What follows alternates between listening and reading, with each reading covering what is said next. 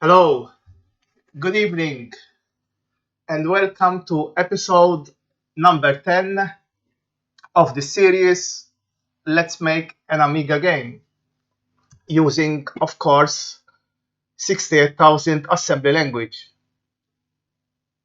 As you can see, I always start with the same thing. No, I have released episode number 25 of the book series. Tomorrow there will be episode number 48 of the book series. And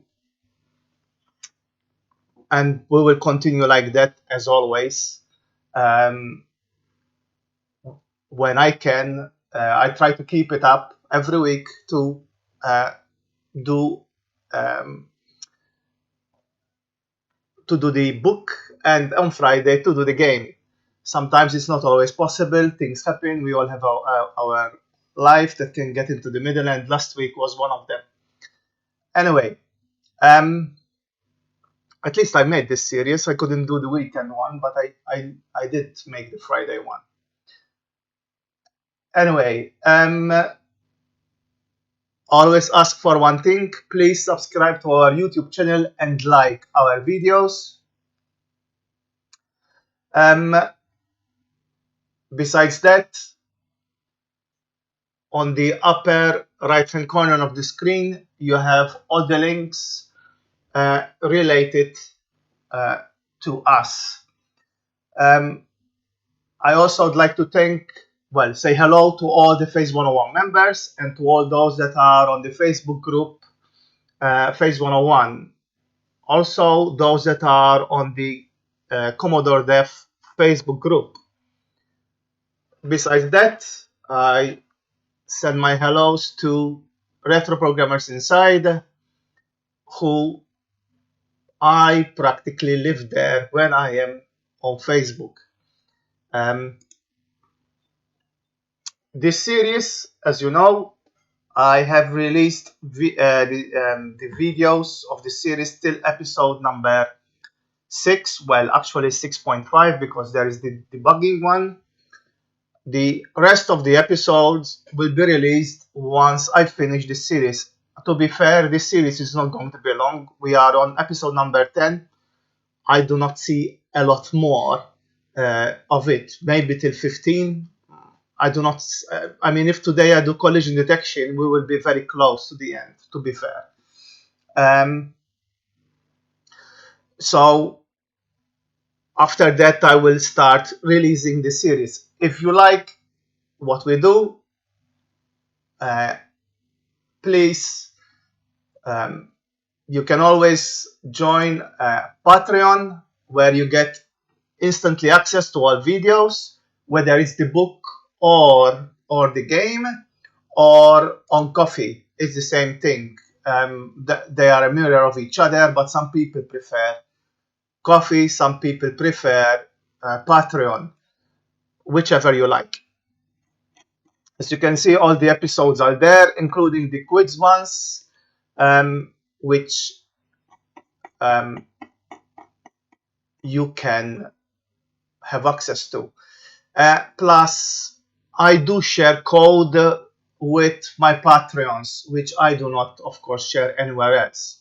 That is an extra feature, let's say, for being a supporter.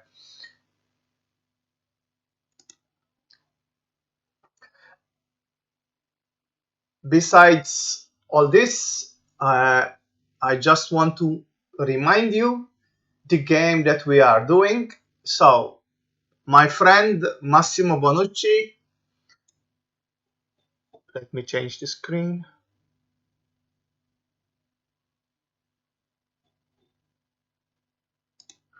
Okay, did this game for the Commodore 64, and at that time when he did it, I was thinking of what game I should use for to teach Amiga 68000 assembly language, but at the same time doing a game.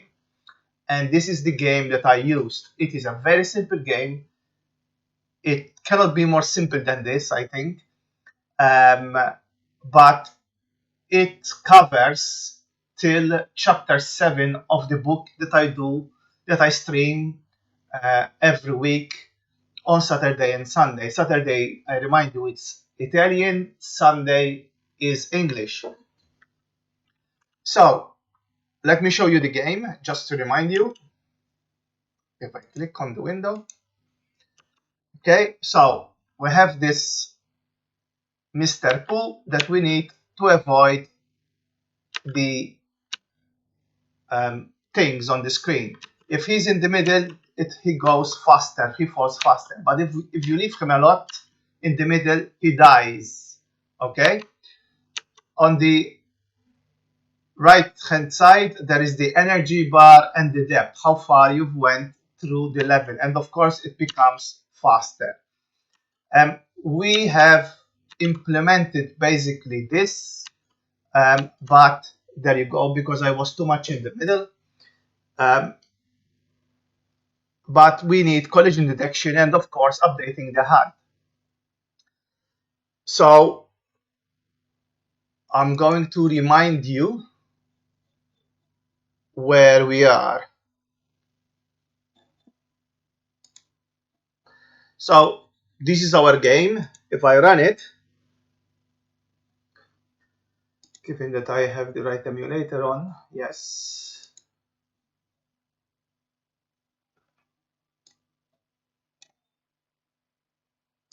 The graphics were done by some of my friends and some from Megastyle, who I thank. The background was from Megastyle, and there is also sprites. The graphics are not yet ready 100%. We are still doing them. Well, we still need to add some of them, but the thing is there, okay? And if we are in the middle, it goes faster, as you can see.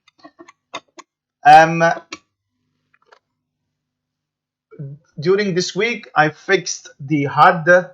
It's the only thing that I did. But I'm going to show what I did. I just didn't want to waste more time in trying to solve issues related to graphics. Okay? Today, I want to cover the following. So, first, explain what I did for the graphics, which I will cover in a minute, so that the HUD looks as it is, not like what we had before. Two, this is where we will spend a lot of time, but it's very crucial because I've seen many failing at this point on this, is multi-file. Right now, our game is a single file. I want to use multi-files. Also,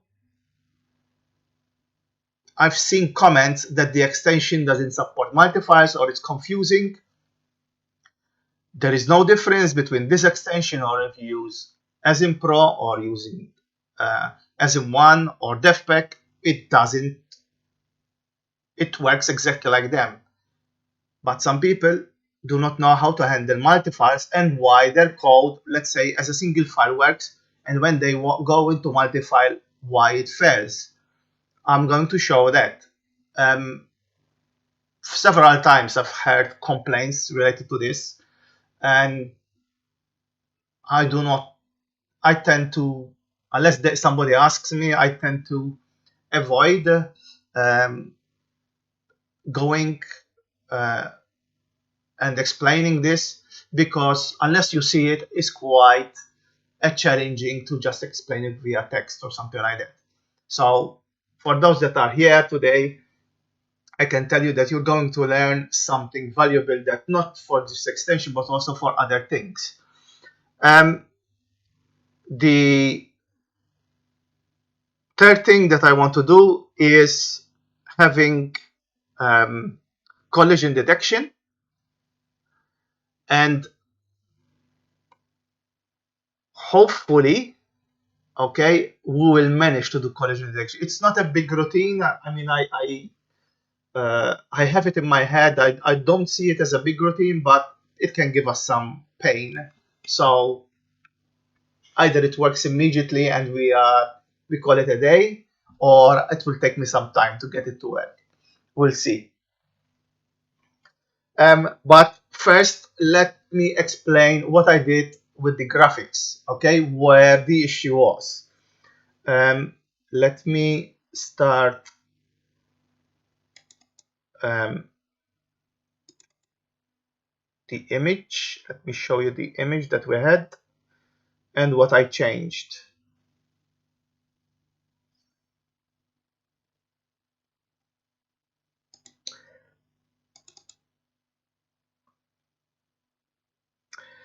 Where is it?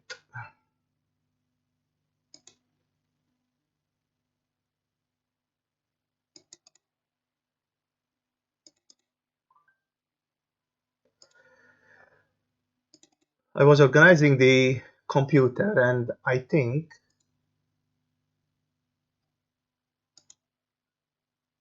of course I'm in the wrong directory. Apologies. Okay, so let me show you.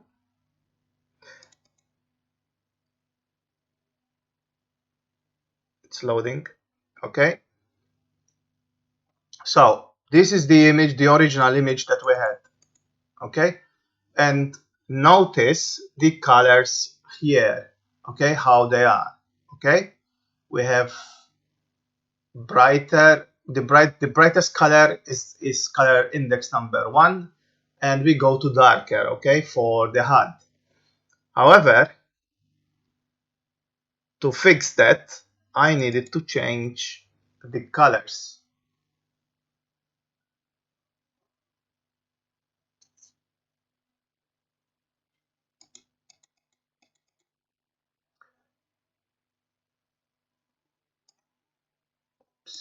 Sorry, not that. What I needed to do is here. Oh, I loaded the wrong one. Apologies. Dark blue. Here it is. This one. So this is how it was originally. Okay. Notice we have darker blue and we go to lighter blue. These two needed to be swapped basically. So if you see what I did, I swapped the light blue and the dark blue, and this is just a question of going down here. So if I go on this image, okay, it was just a question of clicking here, tell it to swap from here, bring it here, okay, and I swapped the colors. Then I did some compression so that colors that are not being used, I do not need them, but that was basically the main issue of what we had. Why the hub was not. So this was the main issue that we needed to sort out with the graphics. I needed to swap these two colors, and that's mainly it. So that solved the issue that we had in the HUD how the colors were not really looking great. So that's the first thing that we tackled. We don't need to save, no. And as you can see now, the colors are fine in the HUD. As I said, the sprites will be tackled later on. For now, we are just happy with what we have. Megastar did do the graphics, also the sprites, but I haven't actually. I did upload them, but I haven't yet pointed to them.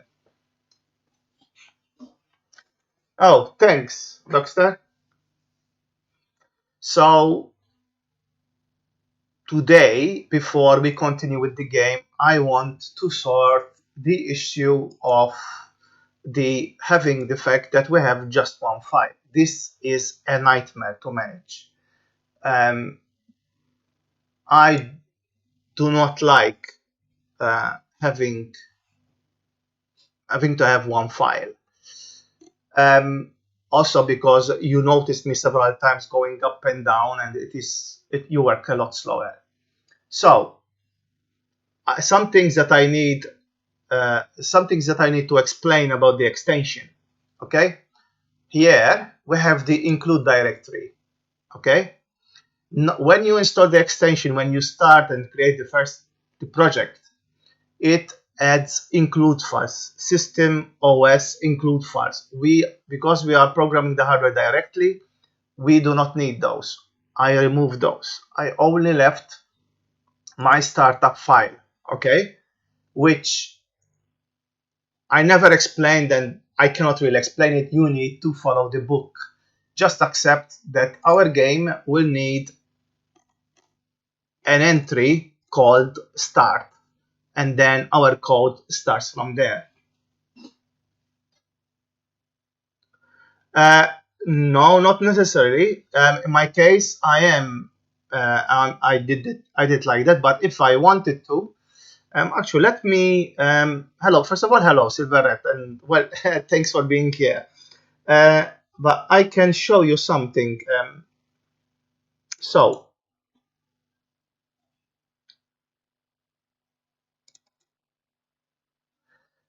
I just loaded again both images. Okay, at least I hope I did.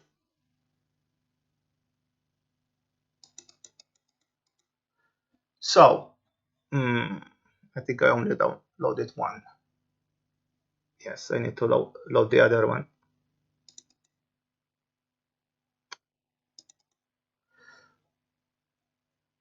Okay, so if you see, okay, this is the original image that Megastyle did. Okay, these two colors, okay, here, okay, are not being used, and I'm going to show you that they are not being used. Where is it to change?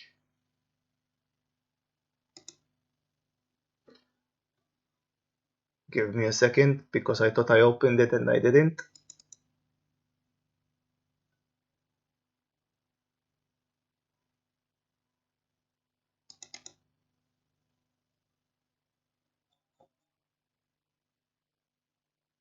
Am I opening multiple versions of it? No. Here they are. Okay, so this is it. Sorry, this one. Notice that when I removed the colors that are not being used, I have 14 and 15 not being used. It's just that Megastyle did the panel in blue here. If they did it at the back, I could have changed it. But when you write, you need to be careful where you write. Okay, so right now I'm writing on bitplane 1 to change the colors when the HUD, so that the colors display correctly. If the panel had to be at the back, okay, the colors had to be at the back, you need to be careful when you write on which bit plane you write to get the color that you want. This is what what the initial problem that we had. So to keep it easy, the best way is to use, in a way, especially for this game, index number one. But you can change it. I can tell you that before, I mean, I don't know which episode it was. I think it was episode 5 or 6. When we just had a screen with my dummy thing with my, it was like 14 or 15. So I just changed the color index. Um, it all depends. It's up to you, you know. I mean, you're the developer, you can change the colors, but also it depends from the GFX artist how he does the graphics. This is why I like this tool, promotion, because this thing that it has, swapping the colors, is so valuable. I mean, it's one of the things that I like most of it, um, because you never get the GFX artist will never doesn't need to know the hardware. He just need to not worry about what colors he needs to use or which position he's using, and then you change the way you like. So back to our original problem, that we have just one file. Now I have to say, because I'm not used to using Vazen, okay? I'm used to using ASM1, ASM Pro, DevPack, etc. I did try this out because I thought Vesim is going to fail in many parts, but it didn't, to my surprise. I did, when I did the extension, I did test it with multi-files, but I didn't test it as much as we're going to test it now. So it was like a big attempt to see how it's going to behave. So in the include directory, okay, we're going to create a number of files, okay, and I'm going to use some naming convention that is related to me being ODC of how I organize my sources, but I think it will make sense to you once I start explaining why. Okay, so the first one that we need to use is scopper.s. Okay, the next file is data.s.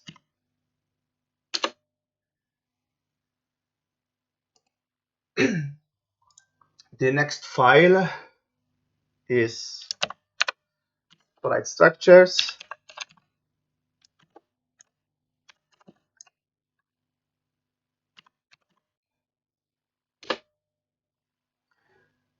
Then we have one for constants.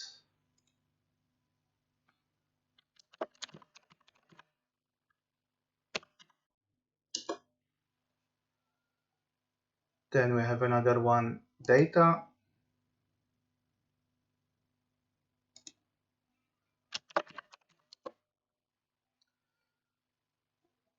Then we have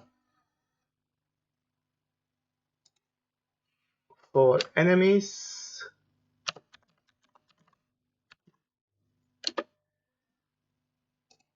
And then we have one for player.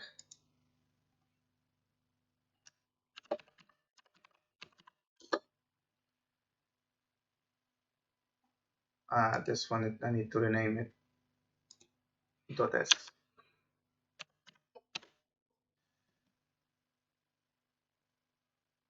And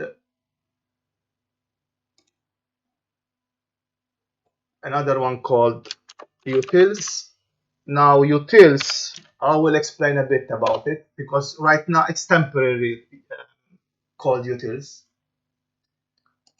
That file will need to be divided eventually, but for now let's keep it called utils.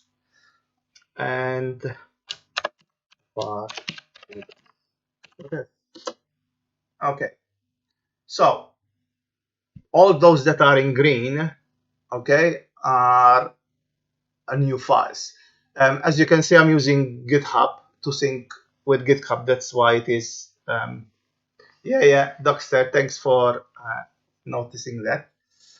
I was not reading the text messages, so sorry, but thanks. Okay, so we have our files and we have our annoying long file. Okay, now, first thing that I'm going to ask for those that have been following me, they should be able to answer this question. How many sections we have in our file? I don't know if someone is able to uh, answer this, but I'm asking the question for a reason, okay, which will become clearer as we start dividing the file. So just to remind you, we have one, okay, so section, game code, comma code, and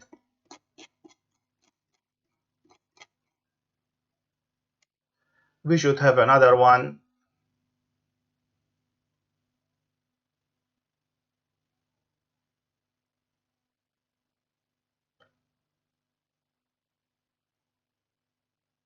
yeah, where the couple list lives, okay. Now, because we had a single file, we unfortunately, let's say that, has restricted ourselves in the number of sections that we can use.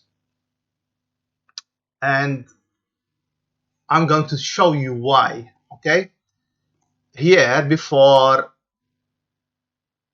the couple list, remember, we are saying that graphics is data underscore still means is please allocate memory or put this data into chip mem, okay? But our variables, okay, let's say that, do not need to be in chip mem, but we made a mistake because we were having a single file. Here, there should have been a section, okay, let's say call it game data, and we call it data underscore p. That means this can be in fast mem or in chip mem, whichever we let the Amiga decide, but it doesn't matter to us. Unfortunately, we wrote we didn't do this, okay? And look what's going to happen by adding just that section there. I'm going to assemble it, save it and assemble it. It doesn't matter that the other files are empty, okay? It's not going to give error. It's not going to error because of that.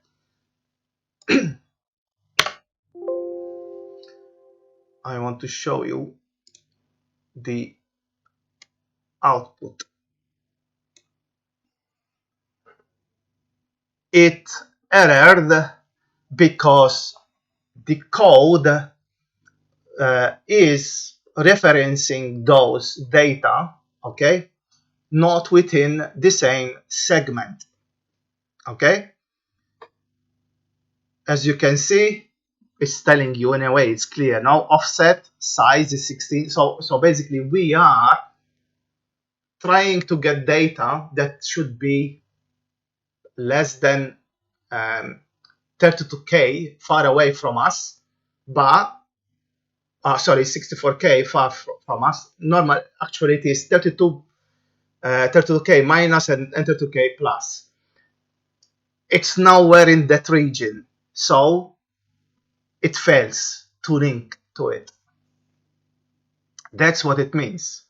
So we are bounded, in a way, to not use this, it would have been nice if we can use, else we will have to go and correct the code, okay? Which for such a simple game, it's not. If it was a much more bigger game, I would go and correct the code. But in this case, and anyway, I will not be using a single file. This is for learning purposes, as I said. So we cannot have that. Okay. Now you know when you use the sections and you don't use them rightly, or you forget to use them, or what will happen. In many times I've heard complaints about the extension or as in one etc. not assembling correctly. It's because of this. Okay, this is one issue. Okay, there are others, but this is one thing, using the directive section correctly. Now, because we are going to divide the code, you will see what you will have to do. And this is why the section directive is very important. So let's start with the first file where we have copper, right? So we find our copper.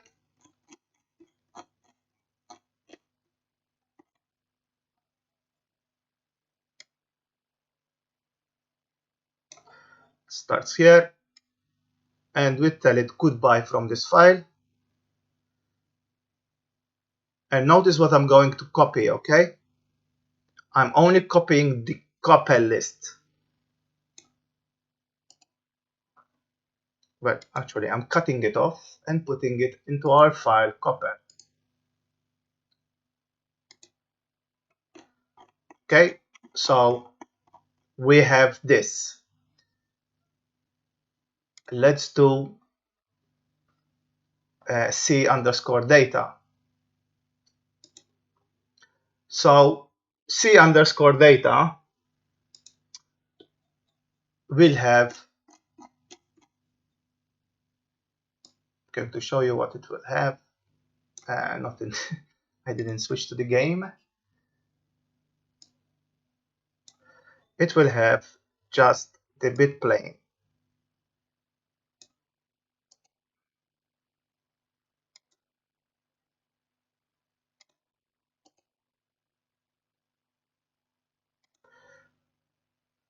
I'm going to save because I'm not saving actually. Okay, so the next one is the sprites. Okay,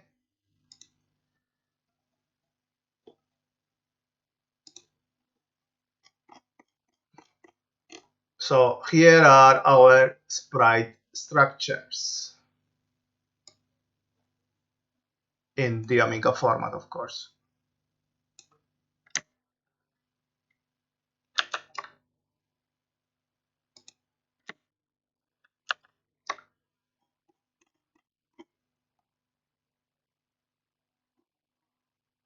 Okay, the next file is, so I forgot to save. The next file is constants. So we go to the top where we had our constants. Yeah.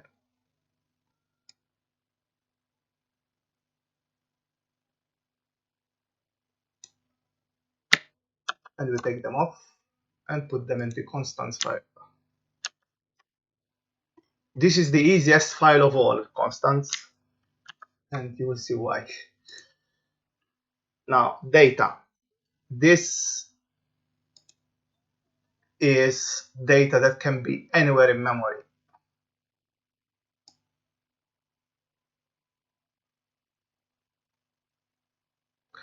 It doesn't matter.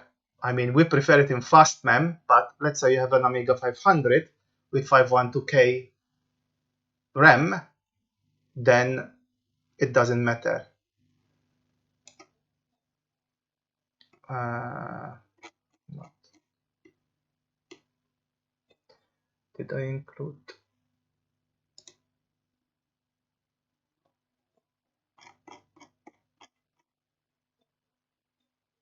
So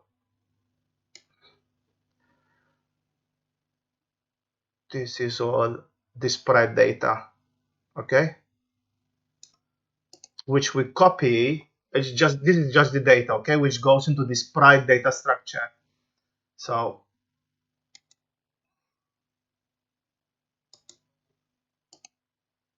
and of course there's the HUD data, etc.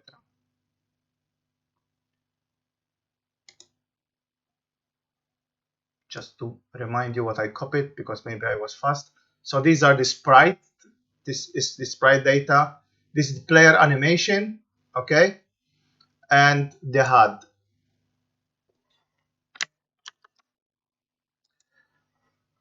Okay, so now we have the enemy. Now this I need to, I'm going to look at my file, because else I will forget the routines. So the first one is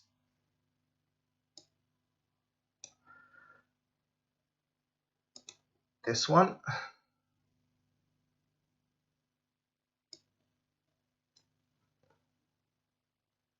and I believe, yeah, that one only.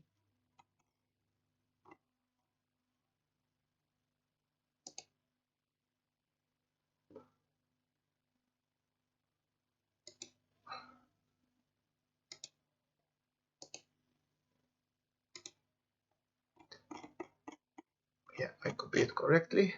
And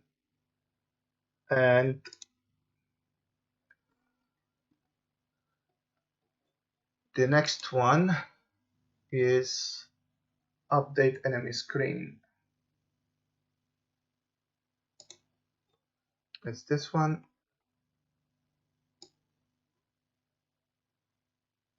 It's handy to have the routines on the left or right hand side, depending how you do it.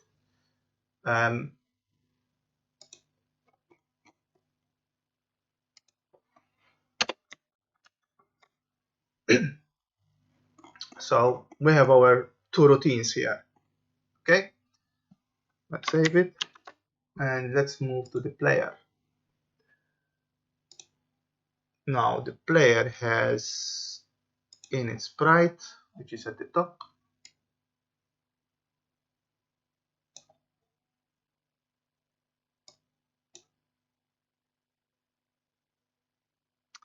Hi Emanuele. Sleepy Emanuele. That's the first one, and we're copying it to the player. So Emanuele, we are dividing the game into several parts, into several files. The next one was read joystick. Is read joystick. So let's find the joystick from here.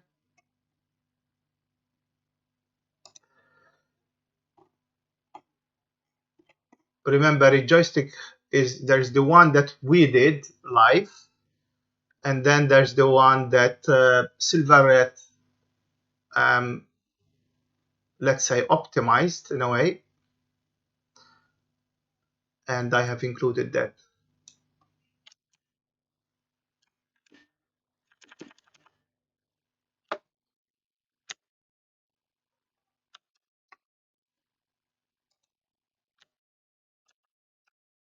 So you can, I mean, I left the other one. You can uncomment and comment the other one, whichever you like. Then update player is the next routine.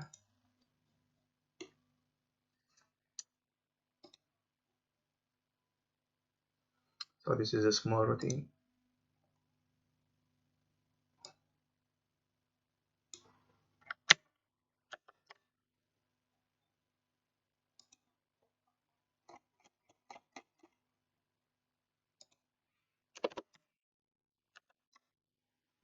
Now, just because I am copying, don't think that the files are ready. Yeah? We still have some things to do to make them work. And update animation of the player. So update anim player.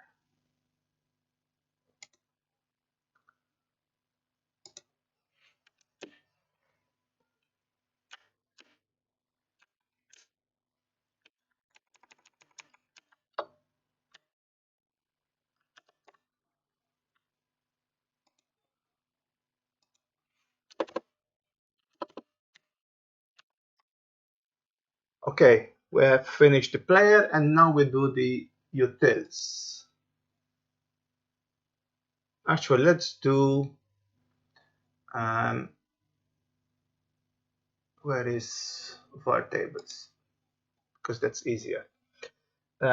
So var tables is the variables now that we have in the game, and these are all here. It's variables and tables that we have in the game.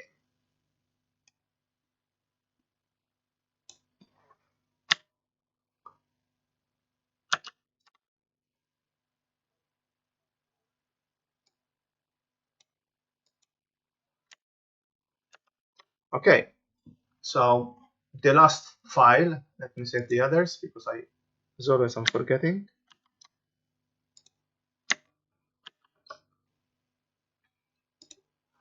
The last one is utils. Now, this file, for now, we are dumping everything in it, what remains, okay?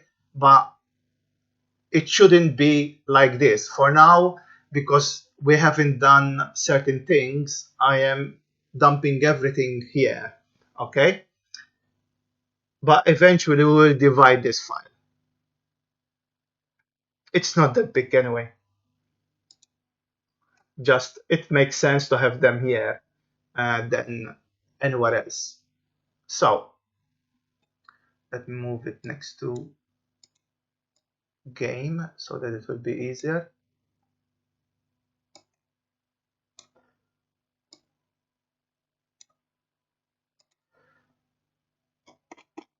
So now we practically move everything that we have.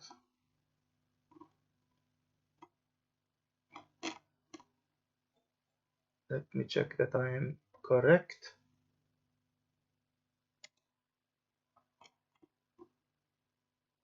Yeah. So from here onwards, I will check that I have all the routines with what I've done. But yeah, we cut it and we put it in utils.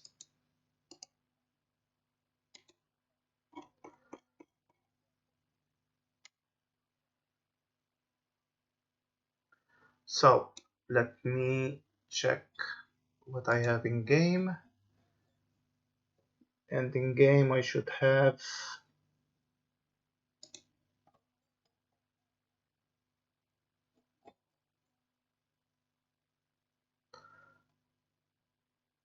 added the include file, so there should only be the start.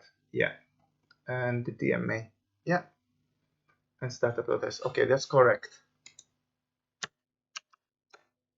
So this one is correct. Utils.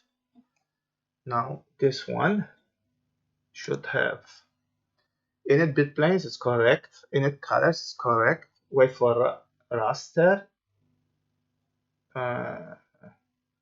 Yeah, it is correct. Print info. It is correct.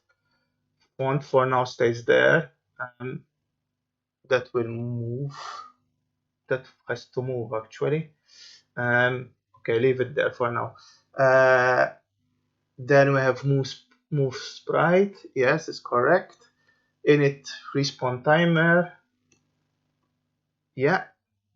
Update respawn. Yes. Set sprite exposition. Yes. Copy player sprite data. Yes. this can move under player, but not yet, because the copy routine, we are using it also for the sprites. So for the enemies, move sprite, is it there? Yeah. Wait, raster print info, yeah, and random A and random B. Okay, so the only one that shouldn't be there is font. Font should be with date, I believe. Font should be with data. Let's see. Yes. So let's find font. If it's at the end with print info, there you go. And we need to cut it from here and move it into data.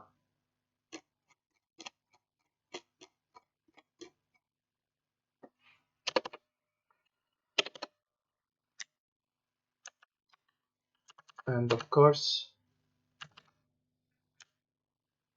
copy this.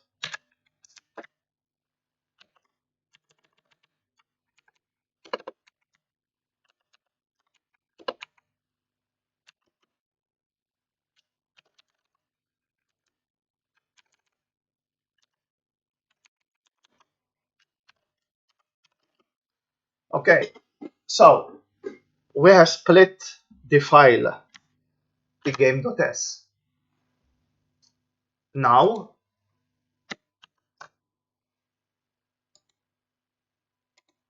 I need to save this one before I continue. Now we need to do some work in game.s. So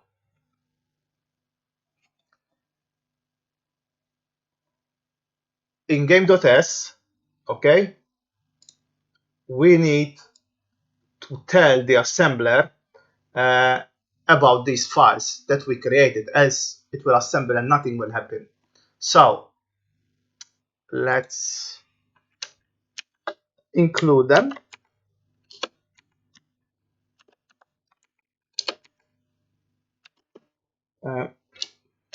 Game file plus data files.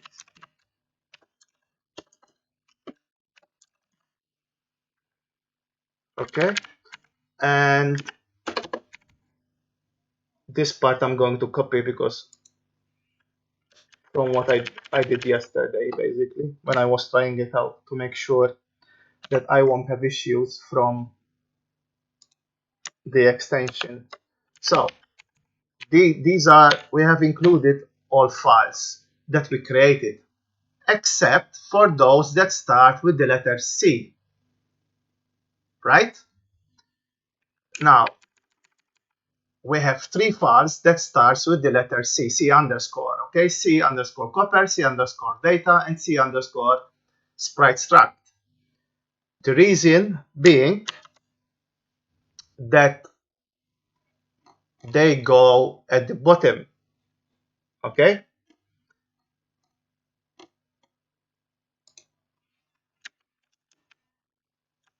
Now, you can understand why I have C underscore, okay? It's because they need chip mem.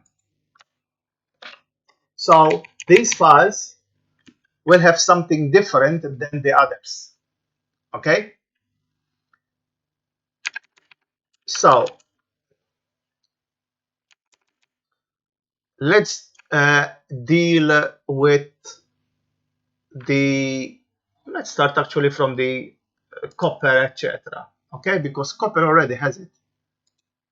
Okay, copper has got section graphics underscore data. Okay, I just did, I'm just going to copy what I did because it makes more sense to take it out from there and remove this. Okay, and notice I renamed it copper. Okay, so this file is copper. This actually as a file is named copper, and we are using data underscore C. So data underscore C, remember, means data, and that is in chipmem.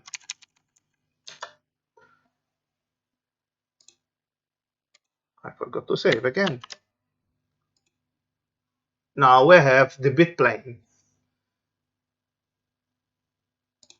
and the font. Sorry, only the bit plane. And this one is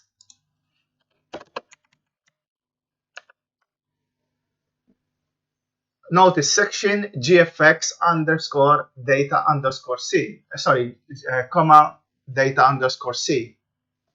So in this case, okay, what I'm doing is for each file, I am loading it into chipmem, but I'm giving it a section name different than the others. It doesn't matter because it was in the graphics in the chipmem memory. No, C stands for chipmem, Emanuele. Yes, I'm using the include file also. Yes, I know you saw me doing it, so it's this. No,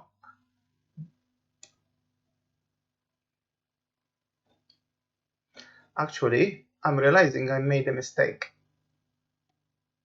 Include, I should create another because this is game source. So new folder, I should call it source and move all those into the source directory. So apologies for that, but leave the startup.s only in include, because if you write some OS specific routines, you will need those includes. So do not mix the game routines with the includes of the OS. So apologies for that, but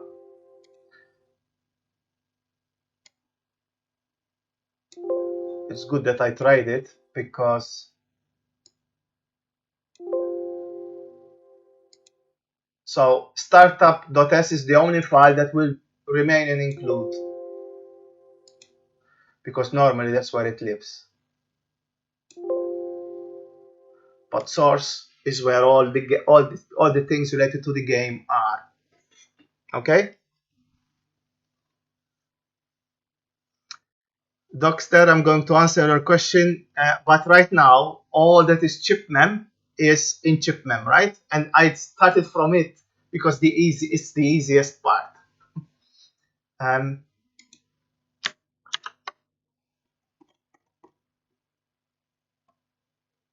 So we did couple, we did it, data, we did it, we did sprite structures. Okay, actually no, we didn't. Let me copy that.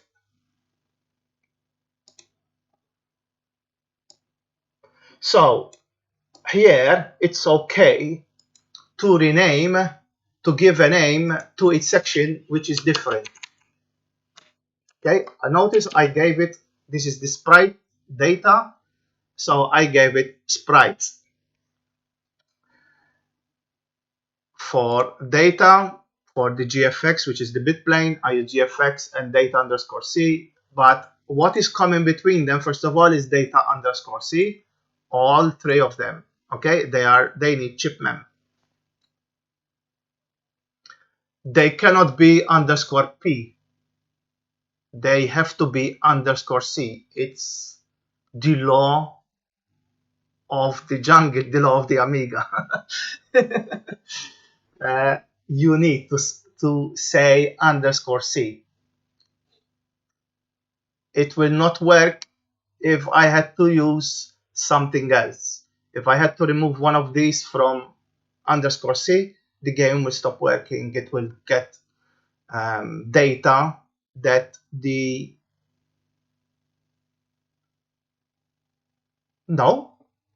it's even if you use 1000 even if you use the Amiga 1200, you still need to specify that it needs to go into chipmem. If you have, let's say, the 1200 expanded, okay, the Amiga 1200 has got 2 megabytes of chip mem. These files, you need to force them to go into chip mem. You need to tell the Amiga, hey, the files are graphic files and is graphic data. They need to be in chip mem. So it has nothing to do with being compatible. It has to do with telling the Amiga that they are chip data files or chip data.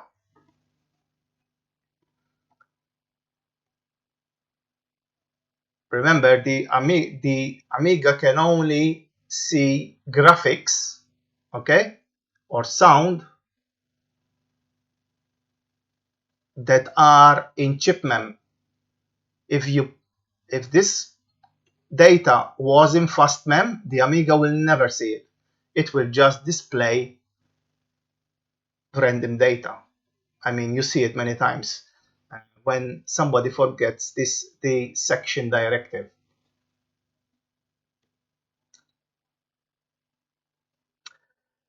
Now, in this case, okay, we managed to create 3 files that needs to be in chipmem, all with their own name, and we specified that they go into chipmem. Now, what remains is the code files and data files, etc., that can be anywhere. Okay, so for that, oh, thank you for following as Sen Smith. Thanks for the follow. So there are 2 types here. Okay, we have the constants file, which the constants file we will not change. It will be as is. It doesn't take the section directive. Okay,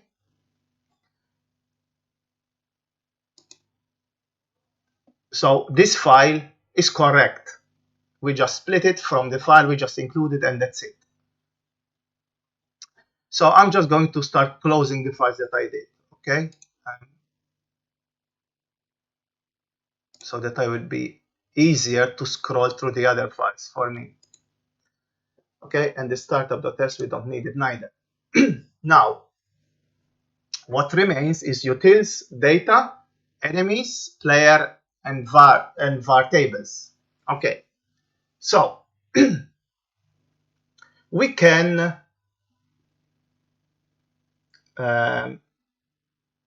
let's start with utils. Okay, and I'm going to do this now.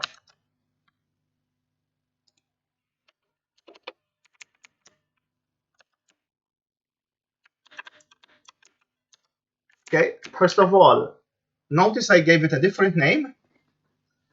And notice, because this is code, why? Hold on, I was in the game.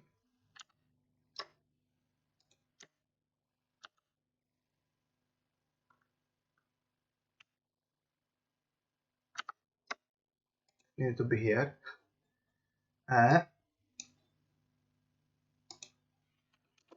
So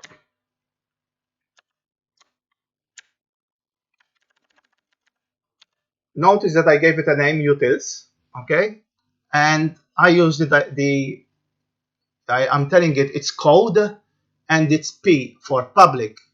Now some assemblers needs the underscore P, some assemblers do not need the underscore P.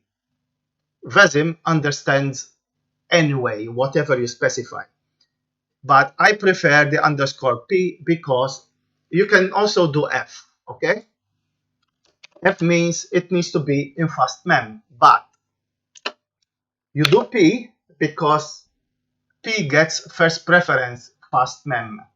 Okay, if there isn't any fast mem, let's say it's not an expanded A1200 or not an expanded A500, then it goes into chip mem. Hence why I prefer underscore P.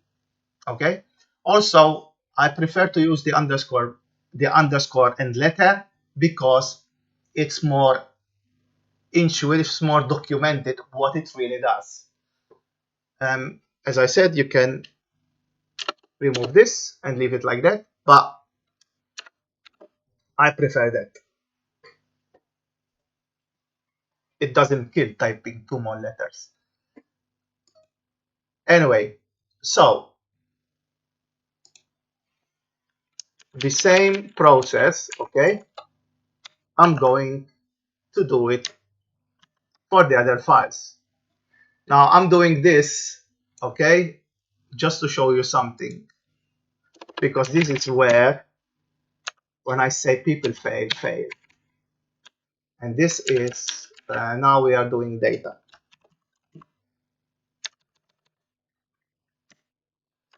Let's call it game data because that can be misinterpreted.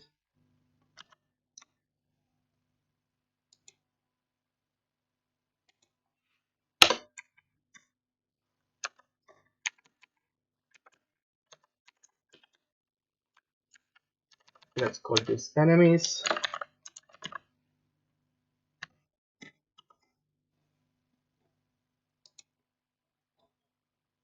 Let's do player. Of course, we name it player.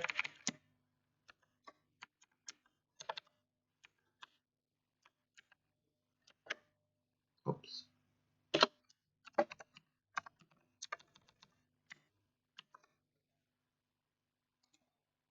And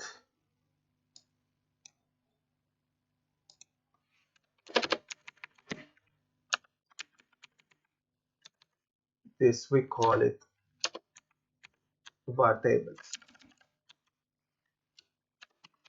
So the first thing that you need to get correct is the code underscore p. Okay. Unfortunately, for the data, okay, for this particular file where we have var table, actually for these two files and data, okay, these two, okay, because we were using, when we were doing them, we put them in the code section, then they need to be in the code section. To be fair, the correct way of doing it is data, okay? But if I do that, it will fail, and I will show you that later on.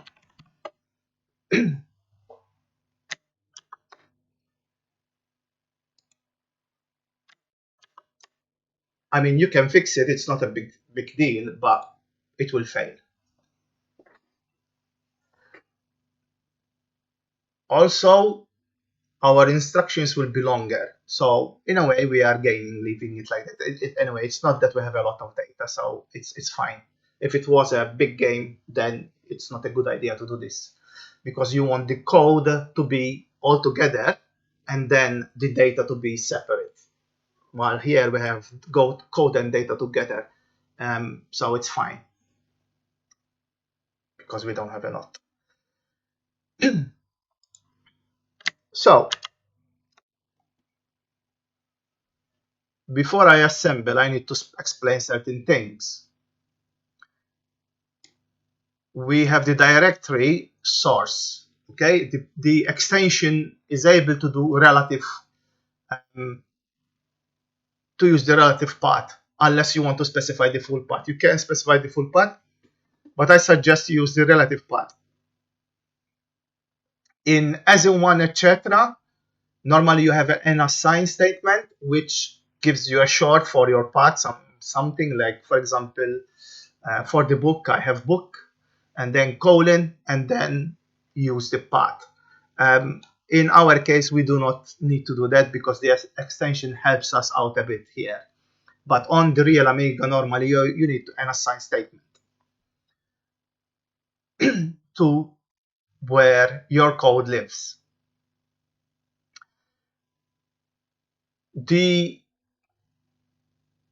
Notice how I divided the code. So the first thing I have is the constants. Then I have the code. This is all code, and then you have the data. Okay. Chip mem data is at the end of the file. Okay. So that is fine. I think it's common sense, but yeah, I could have included it up here, but it can cause me problems. So it's better to have it at the end. When it assembles, it can cause some problems. It depends what you are using. So to be safe, I put it at the end. This uh, the code here, the data here. If we had a different section, if we were using a different section, okay, sorry, if we're using not code underscore p but data underscore, then I would probably move it at the bottom too. Okay, so probably will put it before chip data, but I will move it further down. But because it's part of the code, the way we started, um, we I left it there. Okay, normally you just have constants and the code. Now let's assemble and see what's going to happen. I know exactly what's going to happen, but so did I save everything? Yeah. So we had, where is it? We have 1 million errors. Okay. As you can see, okay, it started building here, and here is each file that it assembled. Okay. And as you can see, it assembled it. So I'm not saying it did not, but we get the same error that I showed you when I added this section where the data was for the rest of the files. Okay, so we have an issue there. Okay, it's trying to reference things in the code, but it cannot because they are in different sections.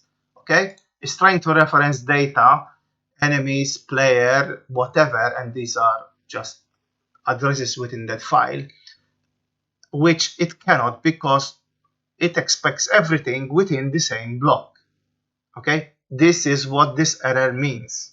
Okay, when it says target Amiga hunk means same section. Okay, unsupported relocation type, it's all the same. Okay, so what is our issue here? This is another issue why people think it doesn't work. So the solution to this is very easy. I'm just going to go to the main game. Okay, what we called our section game code. Okay, and we had all, remember when in the beginning I asked you a question, how many sections we have, and I said 2. Okay, and what was the code section called? Game code. So that is Bible now. That needs to go in all of these because that is common. That will tie them up all together. Copy and paste. I did this intentionally, okay, so that you understand that these files need to be tied up with the section directive. Else, it will give you those errors.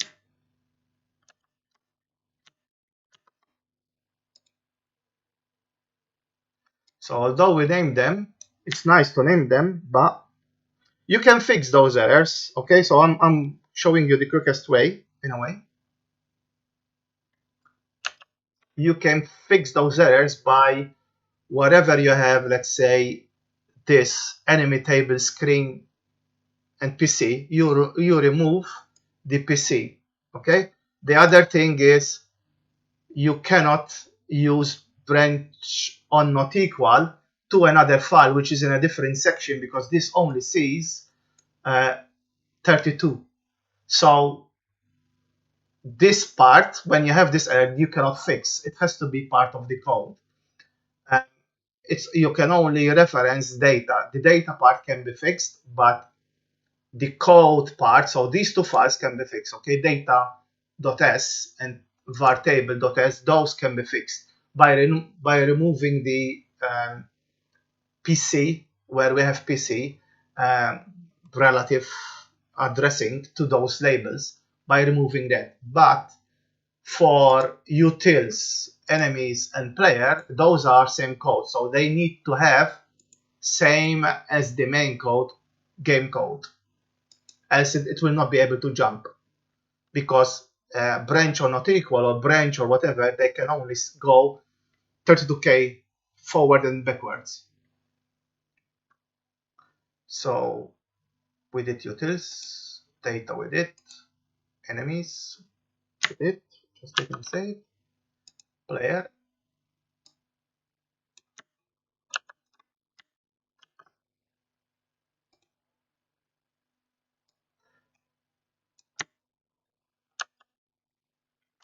Now, unless I forgot something else, it should assemble.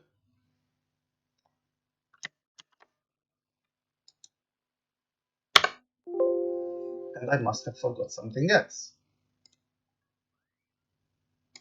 So, what is the error that is saying? Out of range. Okay, so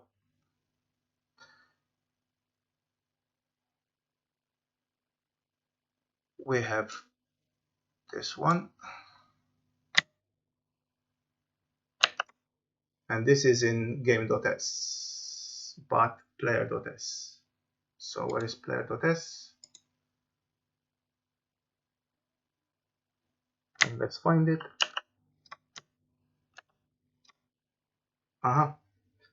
Okay, so this is the issue now. That cannot be .s. That needs to be, because it's referencing code, although it is in the same section, that can be, I mean, it was .s, okay? So that means minus 128 plus 127, far away from each other. Unfortunately, it is more now, it is outside, so you need to change it into Word.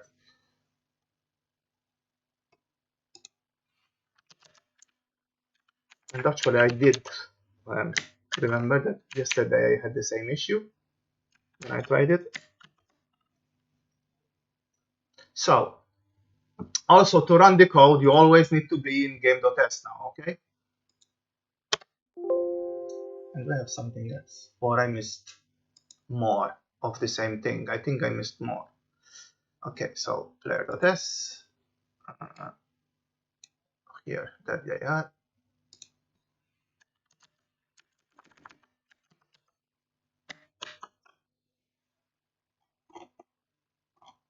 Yeah.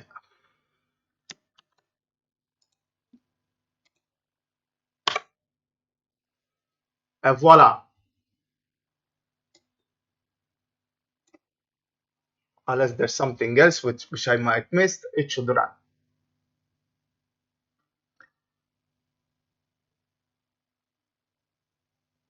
There you go.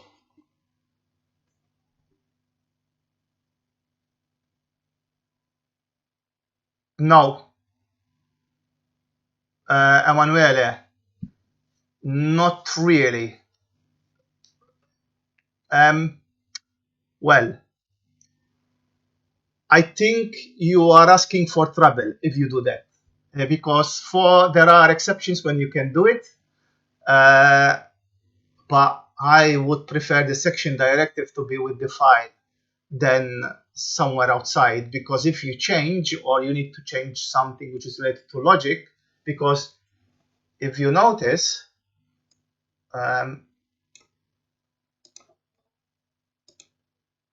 these files, okay, the way I put them here, I mean, these three I can swap, but if I try to change these and put them before or something like that, I think the game will not assemble. Actually, let me try it. I think it will not assemble.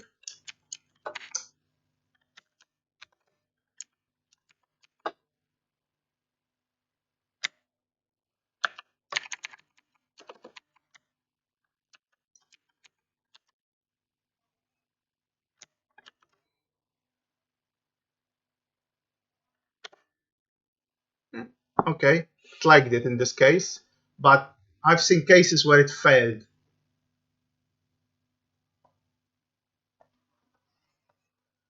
Uh, that means uh,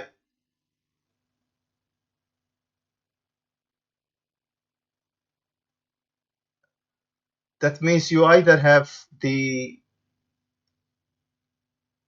it's trying to reference it, but it's not managing it. So I don't know which file is trying to call that sprite zero, in which routine, but you have something missing there. It's the same thing as when I did the files. The If you do this section outside, you just remind me of something, Emanuele. If you do the section just here and not within the files, okay, you might, because it depends how you write your code, okay. Let me show you an example. Okay, so I told you that we have these two files, the var and data, that are now we are bounded to have them in the code section. As I need to go and change the code, you will end up having this issue. You do not want, in theory, you do not want the variable that area with your code. In our case, it's okay. It's fine. If I had to do another game, I will not start with one file. I just I just didn't want to confuse you in the beginning by starting something difficult in a way.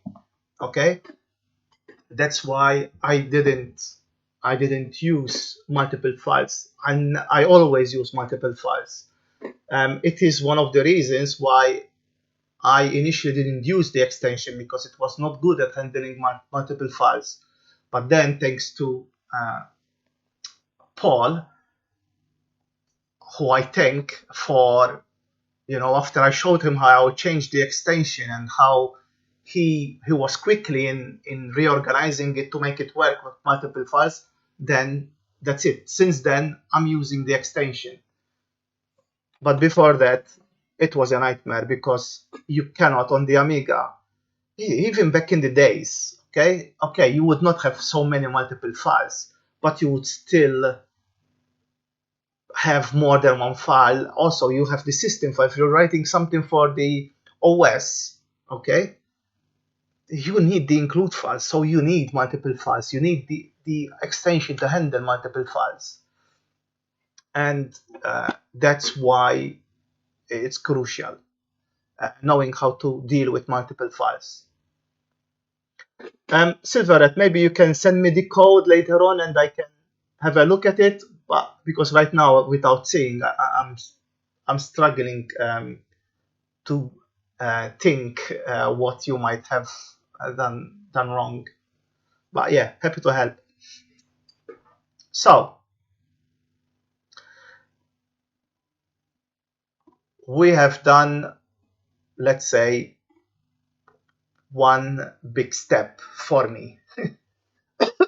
Excuse me. That of having the multiple files. Now I do not need to go mad going up and down, and can have the files open on the screen and do things much more quicker.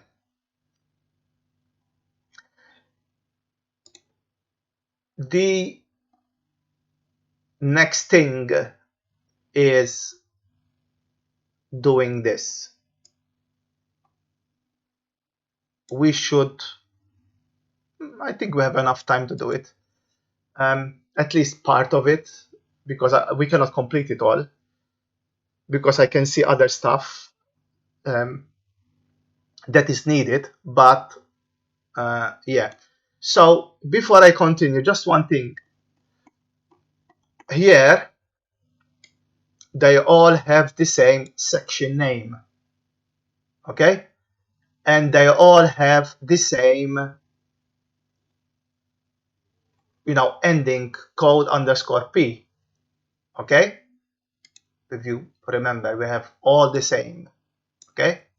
But down here, oh,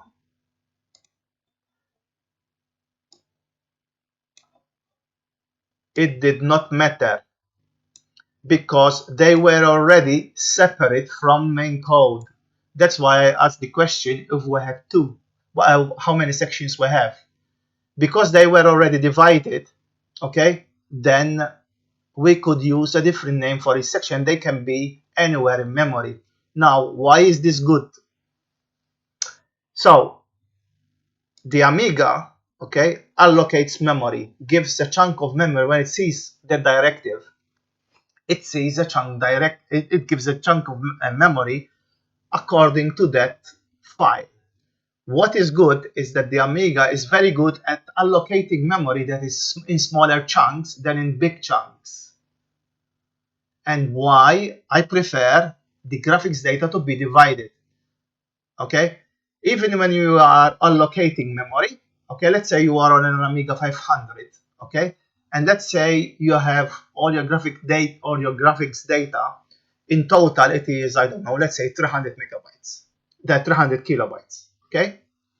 Doing an unlock mem of 300k is a big thing for the Amiga, okay, but telling it to give you, I don't know, 50, okay, and you divide it into 6, it's very easy. Probably it will not fail. You need to do a check when you allocate memory that it actually gave you the memory. In here, we are doing something similar without having to program it, thanks to the section directive. Okay, so it's good to divide the code in small chunks. And that's why I said the data up here, okay, should be separate. Okay, this should be separate. I'm going to put it where it was because it's more neat in my head.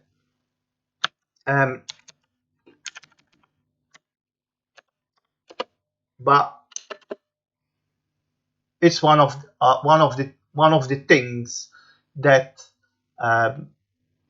you do not have a check here. So if it fails, you cannot really. It will exit. Most of it, I think, it will exit. To be honest, if it tries, if you tell it, if your data is too big and there is not enough memory in chipmem, it will exit. I think it will not load your program. While if you are using allocmem, you can do a check for that when you allocate the memory. But anyway, it's things that you need to think about.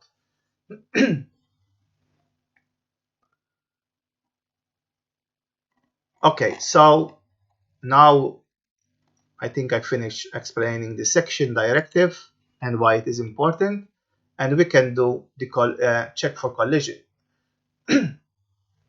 Now, the check for collision, I'm going to do it in the player because it's the player that is going to collide with something. But before I even go there, I need to do something in the game.s. This is coming also with the Commodore 64, funny enough. The VIC-2 chip needs also this. Before you use the collision detection register, you need to read it. Why? Because when you switch on your Commodore 64 or your Amiga, that register might have random data in it. So to clear it up, you read it. So we need to clear it up before we go into our game loop. Okay? And also, you cannot read the collision detection register, same like the Commodore 64, more than once in a frame. Okay? You can only read it once every 50th of a second. Hence, if you try to read it, I'm telling you, you'll get garbage. And it will drive you nuts. So that's another thing that you need to be to know about. So the collision detection register, let me find, because I don't know it by heart.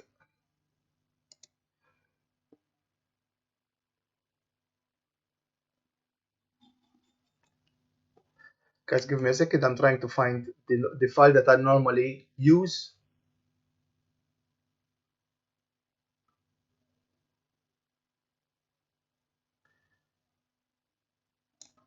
Okay, I think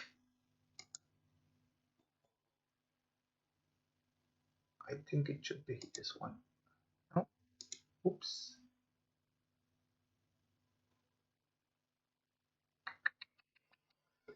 Where is it? There you go. So, is it okay like this? And it's very easy. Is this register? Okay, CLX that. Okay, and we need whatever sprite. Once we collide it, we need to check with which sprite, but the player is sprite 0, sprite 1 we are not using, and then all the enemies are from sprite 2 onwards to sprite 7. So once we have a collision, we know that the player collided with something. So I'm just going to leave it open. And this is which register it was.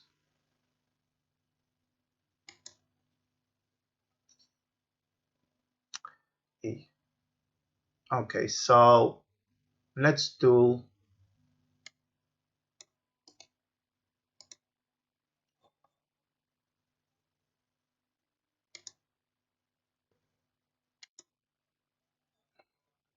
so.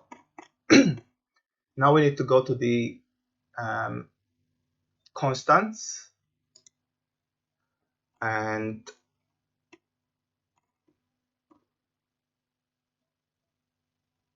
I thought I had an OS one.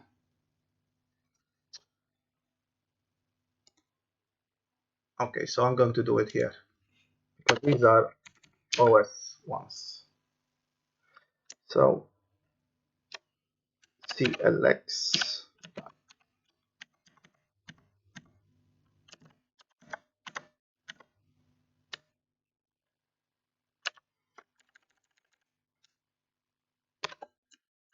and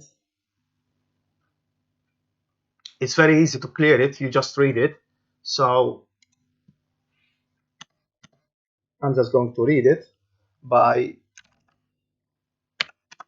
remember, the custom chip registers are word CLX stat, the 0. I mean, the 0 can be any now, can be any register, but I did the 0. Okay, did I specify it correctly up here? Yeah. Okay, so this, okay,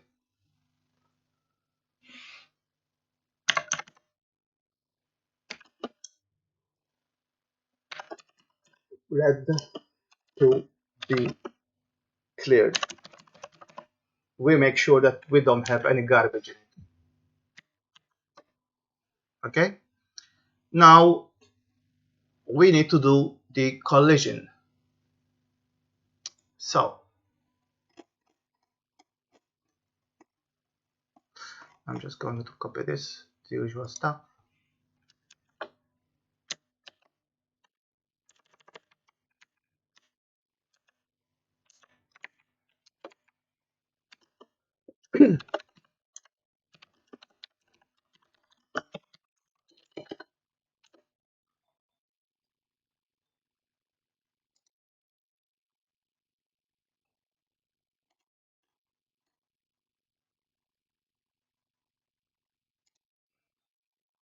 So uh, I will need to look at the register, because I will not know it by heart. So check for collision.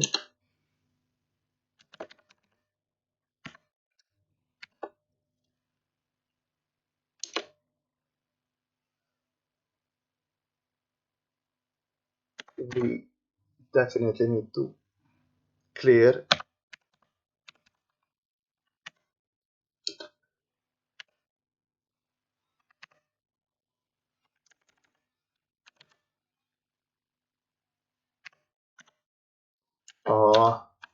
I had this auto completion sometimes. It's really a nightmare. I would like to switch it off, but I couldn't figure it out, to be honest. So if anyone knows how to switch off the auto completion, and we read it again.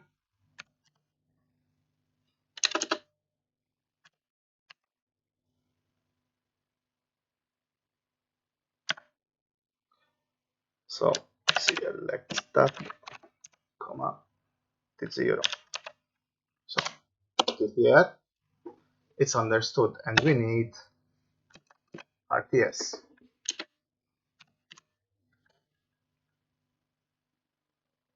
Okay, Hound Dog. Yeah, see you tomorrow.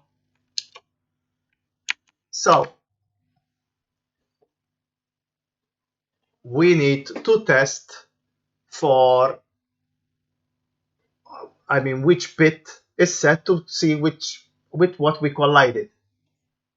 So I will need the map now. I will need the book or the register map. So we need bit. So we need to check sprite 0 and sprite 1 with sprite 2 and 3. So we need this. I'm sorry, that's playfield. Yeah. So we need 9, 10, and 11. So we need to test these 3 bits, okay, of that register.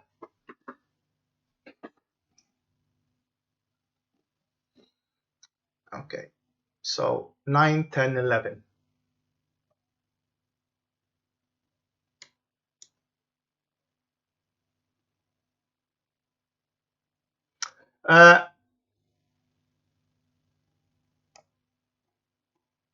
What here in the routine clear the, I'm just, because I'm reading it, and I'm making sure that the although I'm reading a word, I'm making sure that even the high word is also at 0, just in case. I'm keeping things simple. I shouldn't be doing this, but I'm being cautious.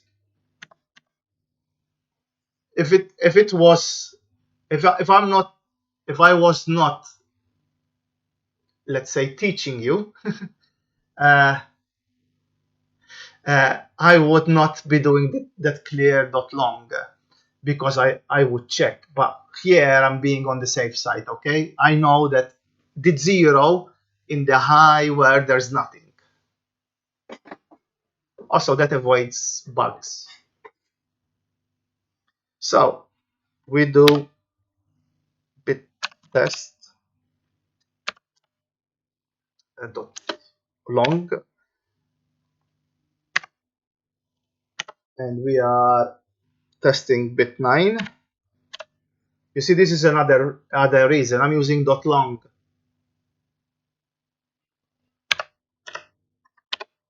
Okay, and then if it's so those work. If it's 1, then we collide it. So if it's not equal,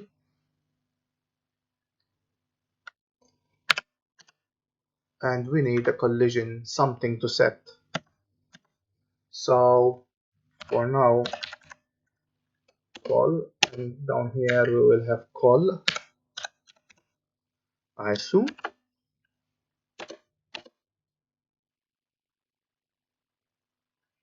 And if there's no collision, then no call. Okay, and then we exit. So if we collided, we do something. If we didn't, so this is quite simple now. We are just going to test those bits, no? So bit 9, bit 10, and bit 11.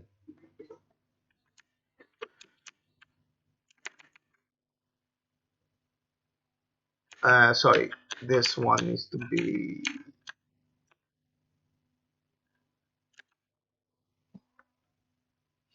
if it is equal, and this can be actually, because we are in the same, we don't need to use word, and this can go to no call. Now here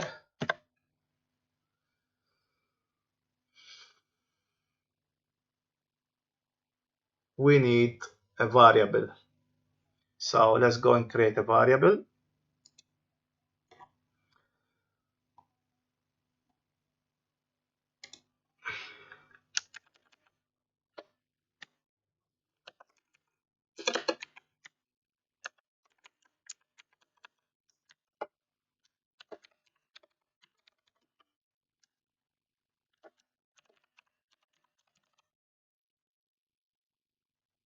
Uh, collision. This is not register flag. We collide, yes or no. So on collision, I need to spell it correctly, and then we call it. I can call it collision. Now deflect,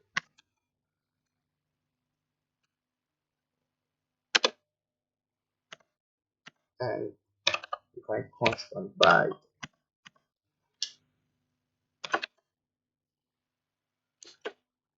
and even. Remember, you need to align. So I think that is all that we need. So now here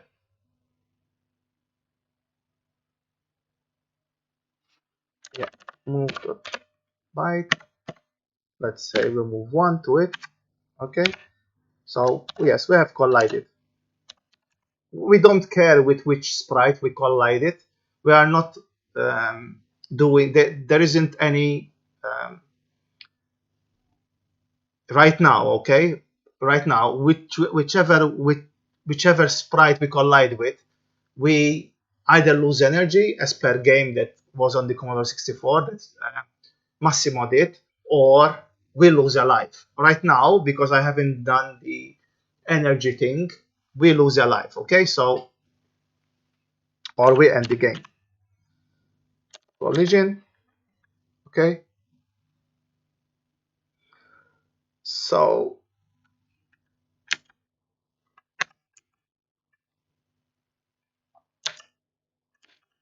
that's basically it. That's what I'm going to do for now. But of course, we need to handle that. But for now, we just move one into collision. Then in the main game loop, because here is what now we can enable that. Now, if we need to do, for now, I'm going to exit the if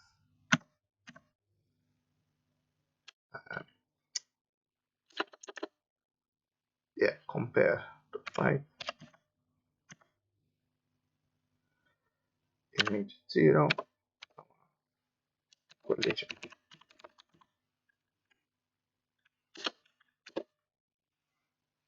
Byte not equal.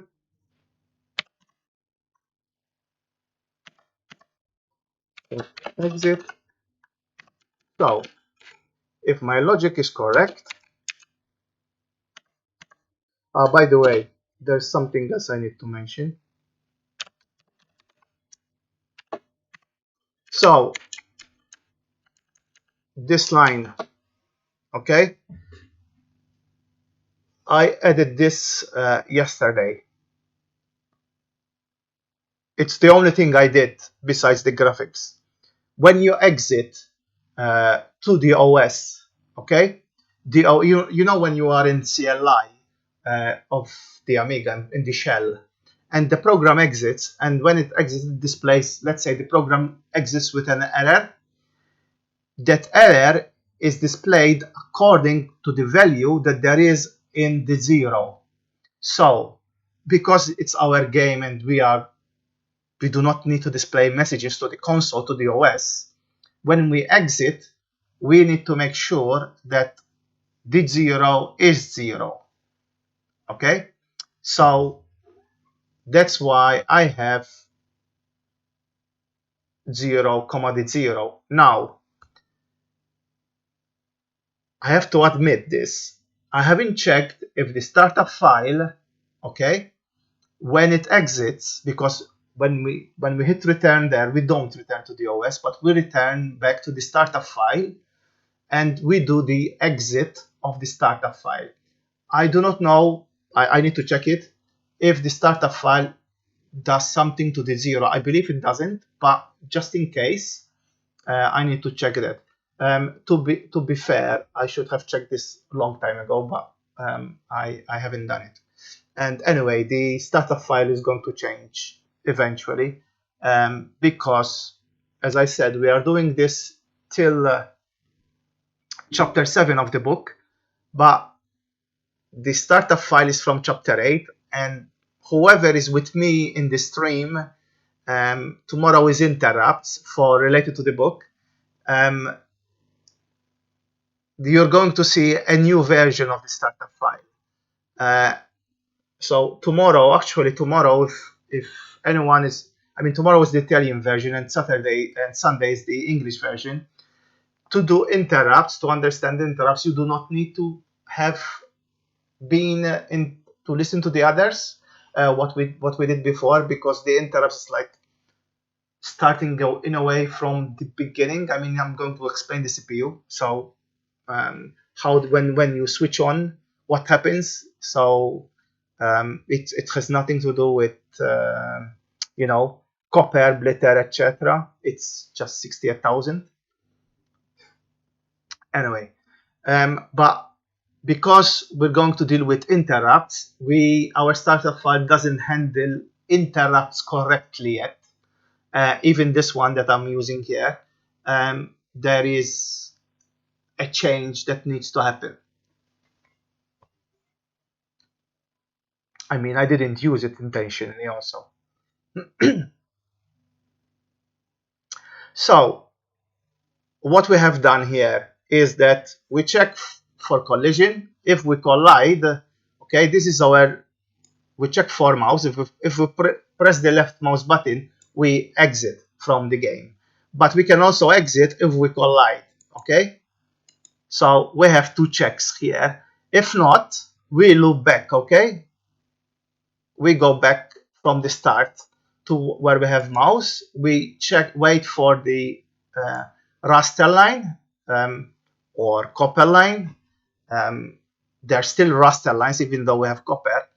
And we continue doing this every frame, but this is why we need to make sure that this is cleared before we start, okay? Because then when we are reading it every frame, we are constantly, okay, refreshing it.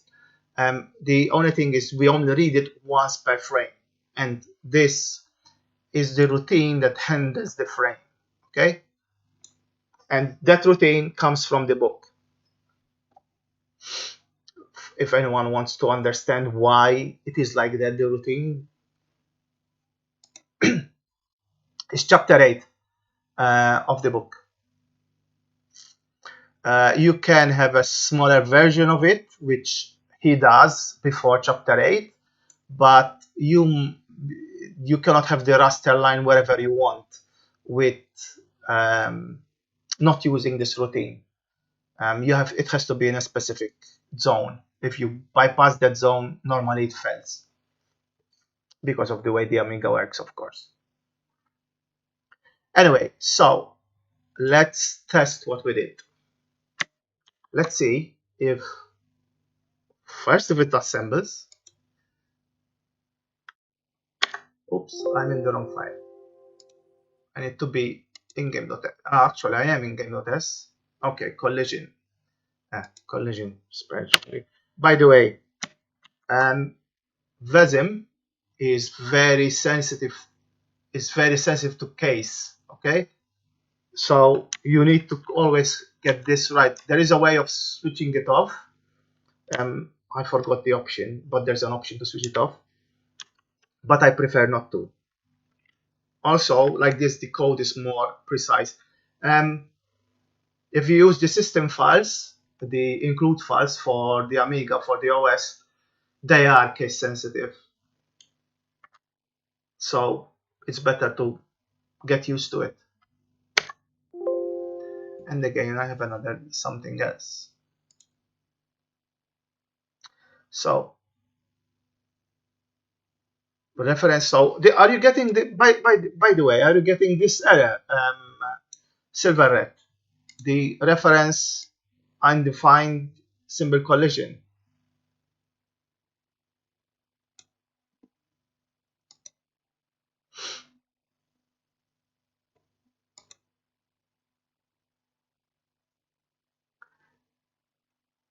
If that is the case, I'm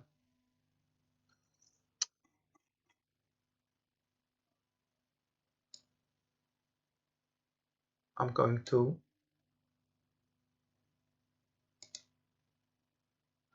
I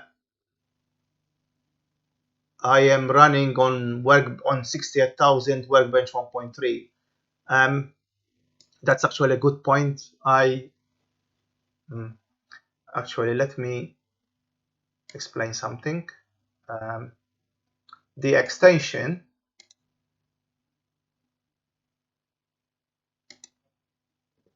I changed.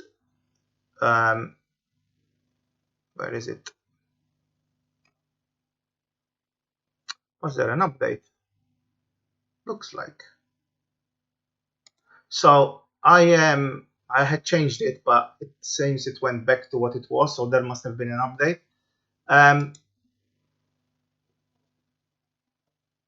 I changed the directory where for the EMU. So I changed this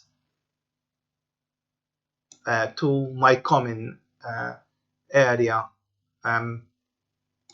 But anyway, I'm not going to change it now because I didn't realize it changed. Yeah, there was an update because it's 1.2.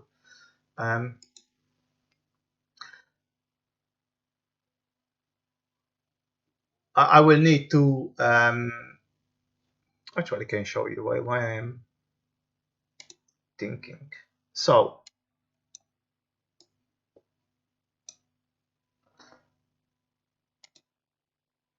I have a directory called common. Okay, it's hard to see, but I have a copy of that directory of what points in here. Okay, it's a copy of it, but with the emulation modified. I think yesterday, let me see, I updated the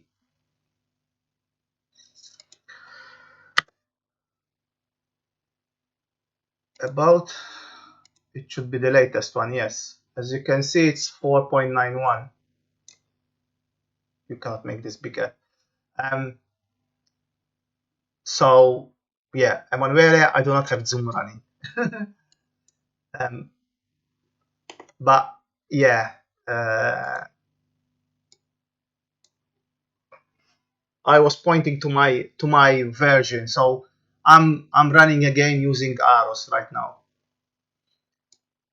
However, I didn't mess with the and this is because of normally I do change this, but I didn't change these. These are still the same. It's just that I told it to use my directory instead of its directory. But if I wanted to have a different configuration, um, you normally have to go into, I think it's the JSON file, and yeah, and this one where you have quick start equals A500, you need to do config equals and your configuration name, what it is, to get it running your config. I do not want, because I'm sharing this code with you, I want to have the default one, so I'm not messing around with this file with the launch.json. Okay, so I forgot what error it was saying. Let me assemble it again. Okay, so we have a reference to undefined symbol collision. So, and it seems that I have lowercase instead of uppercase. So let's go to variables. That's correct. Collision is capital. Let's go to player, and of course it needs to be capital. So if you had that same error,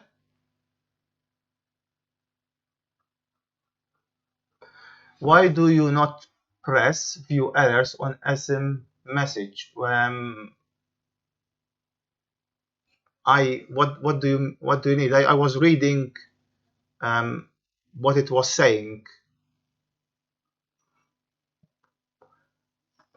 I'm not sure I'm following that. So now it should. There are two ways where it displays the message. One is what the error message is, and one is in which file, etc. Normally, I like to see the first one where it fails, because when it's case, it's not so evident in if you go to the other one. So if I notice that this case, then I do not need to go to the other one, basically. Does that answer your question? So if I had to do it again um, as it was, let me do it again. And I assemble it. Okay. You see here it's saying undefined symbol collision, and collision is written with a lowercase. So that's already an indication for me. I mean, I'm getting used to it now. When I see that, okay, I know that most of the time I have a lowercase a case sensitivity issue.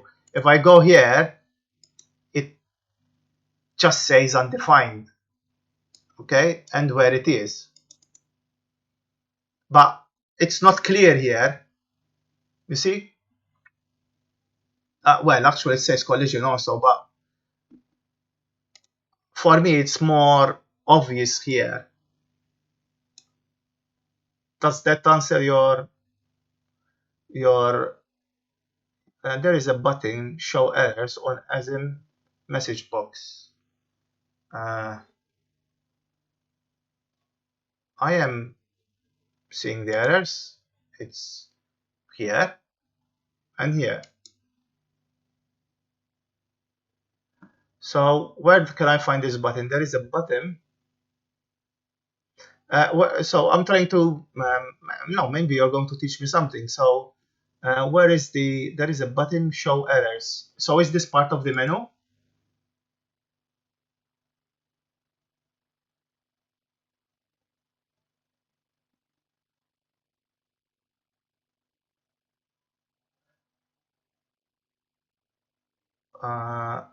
view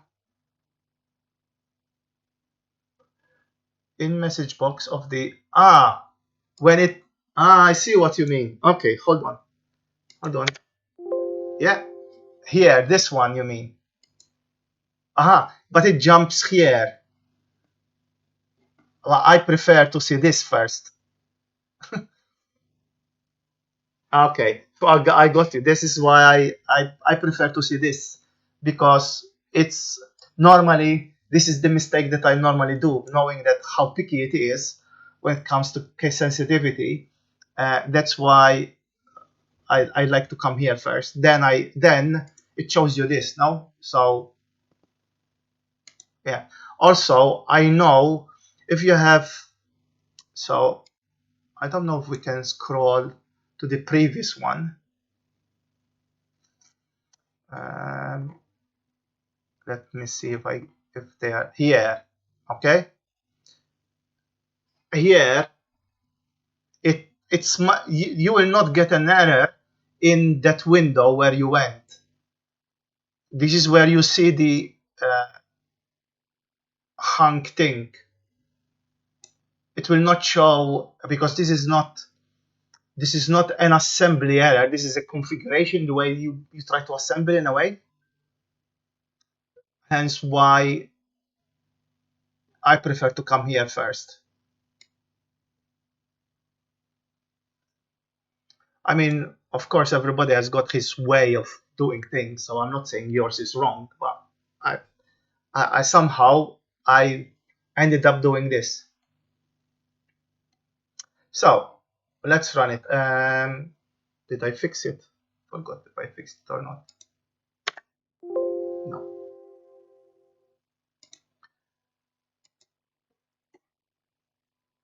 So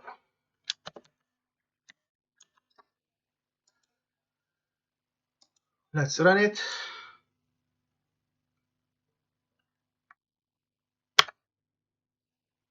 So now when it hits something, okay, it should exit without me pressing the left mouse button.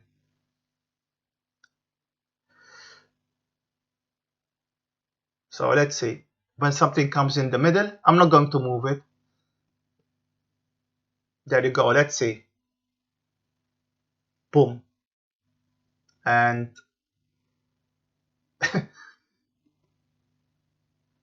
I'm not sure if it exit correctly, because that I see a reboot there. That should not happen. Yeah. It shouldn't reboot, it should exit. So I have something else. That's definitely a reboot.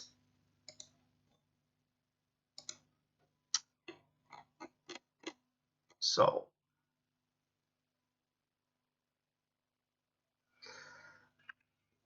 I think I'm going to remove that. Maybe I'm affecting something, because it's just exiting here, so it shouldn't be doing anything.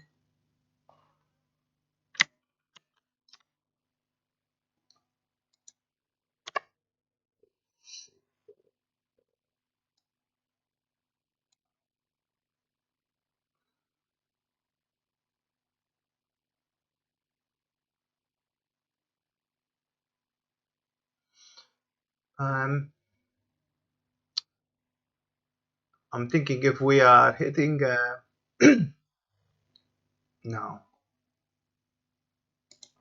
So here there's something that is not right. Ooh.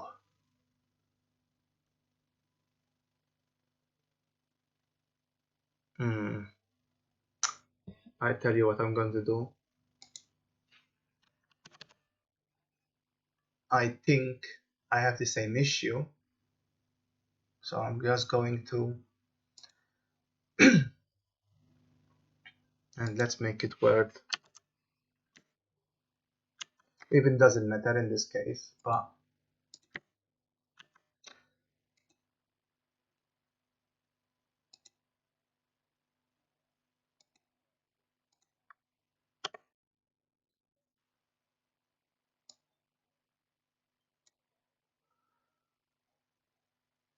it's a 68,000, and normally when it does like that, it means it encountered a not address.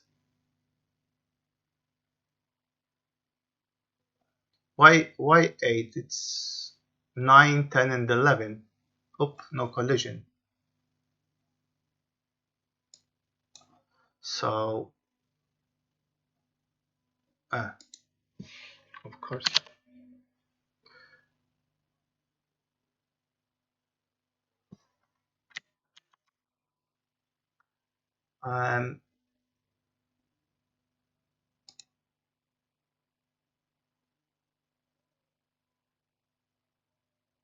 9, 10, and 11, and we are, let me check, 9.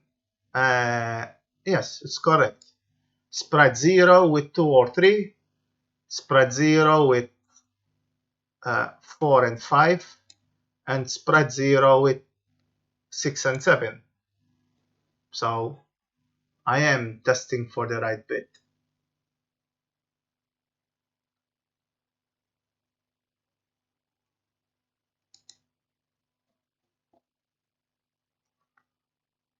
Okay, range not equal, and unequal. Yeah, I think it's correct.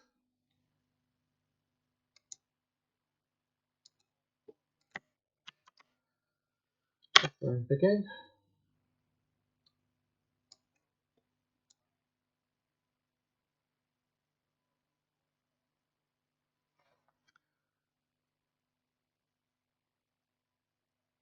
I changed it to Word. So let's see. But it rebooted. I would be debugging it, but we do not have time. I will debug it in the next episode. Why it is when we come here, why it is rebooting. I'm having a feeling that somewhere, okay, because normally this is what that type of reboot is normally I'm hitting some odd address instead of an even address somewhere.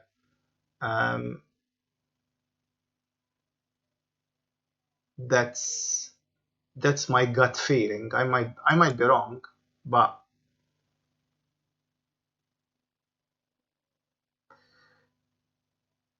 yeah. Anyway, I think you got the gist of what we are doing. I will see why that is happening, and then we will continue next week. Of course, now that we have collision, so okay. So I tell you what's going to happen. Let's pretend that this worked, okay, the way it should, instead of rebooting when we get a collision. Um, we have to do few things now. That one, we need to take action now that the collision happened. And what is the action? If we have lives, we decrement the lives. Let's say we set up a variable with lives 3, we decrement that, okay, and once we reach 0 we exit the game. But we also need to update the HUD. Okay, so we need to display 3 where there is lives, okay, and we need to somehow, okay, print the number that we have, okay, in the variable lives to the HUD. Now you tell me, okay, we have the print routine. Yes, we do, but the print routine is not able to take, like in BASIC, take the value number 3 and put it to the screen as we know it. We need to convert that into an ASCII version, okay, of that value that we have, so that we display it to the screen. Hence, we need to do some things.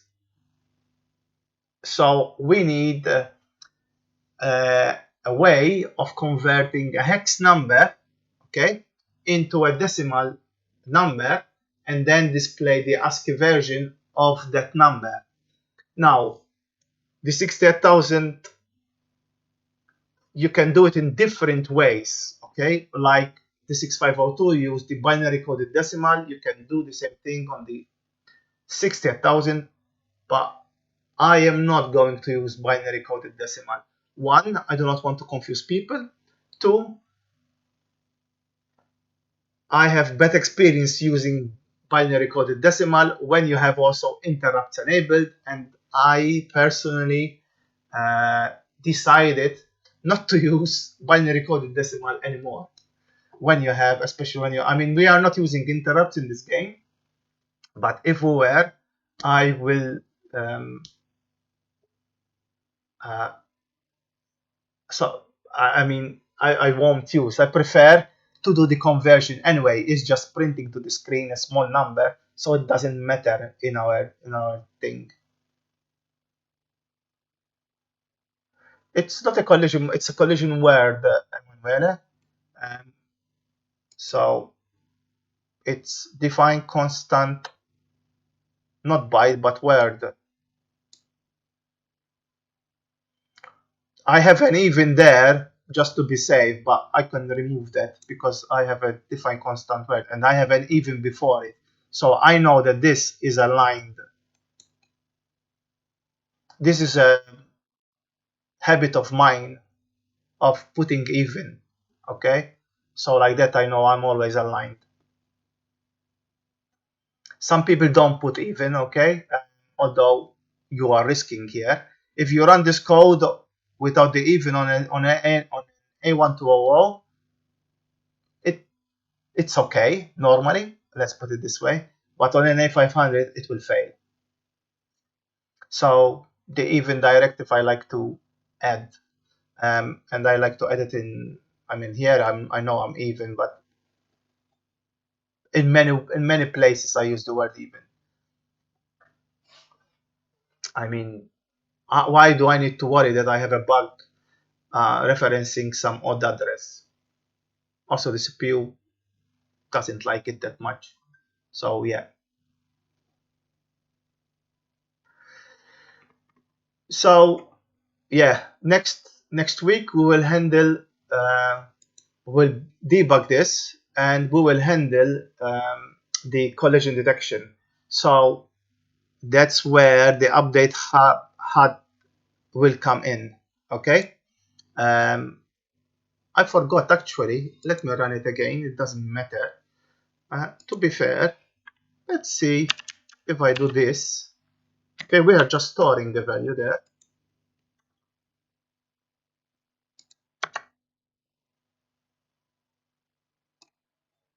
So we're just storing the value. Nothing should happen when we call live. It's just puts a 1 into the collision variable. You see we have 0 and 3. Okay, so we need a way of displaying also that 0, okay, in front. As you can see, it's having nothing is happening, so it must be that compare. When we do that compare, something is not right there. Same for high score and score. Okay, we have those zeros that we need to include.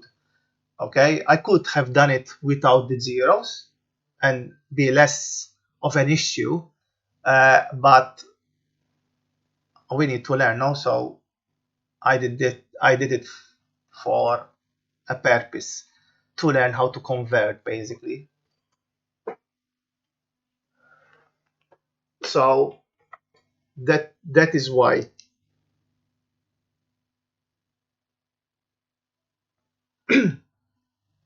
Okay, so yeah, the collision byte, as you can see, there's nothing wrong with it because I eliminated is the compare, which has got an issue, or something that happens after the compare, whatever. So guys, see you next week. We continue with the game, but if you want to join tomorrow, the stream about the book, tomorrow is Italian, or Sunday, in English. Thank you very much and have a good week, guys. Bye bye.